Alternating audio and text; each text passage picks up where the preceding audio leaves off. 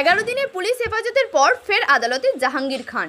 একাধিক অভিযোগে গ্রেপ্তার হওয়ার পর টানা 11 দিন পুলিশ হেফাজতে থাকার শেষে শনিবার ফের ডায়মন্ড হারবার আদালতে পেশ করা হলো জাহাঙ্গীর খানকে।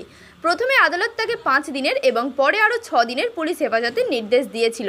তদন্ত চলাকালীন পুলিশের এক অভিযানে জাহাঙ্গীর খানকে হাফ প্যান্ট পরা অবস্থায় কোমরে দড়ি বেঁধে ও কান ধরে হাঁটানোর ভিডিও প্রকাশ্যে আসে, যা নিয়ে বিতর্ক তৈরি হয়। এদিকে শনিবার সকালে তার স্ত্রীকেও গ্রেফতার করেছে পুলিশ, ফলে মামলাকে ঘিরে নতুন করে চাঞ্চল্য ছড়িয়েছে। এখন সকলের নজর আদালতের সিদ্ধান্তের দিকে। আদালত তাকে ফের পুলিশ হেফাজতে পাঠাবে নাকি বিচার বিভাগীয় হেফাজতের নির্দেশ দেবে, তা আদালতের রায়ের পরই স্পষ্ট হবে।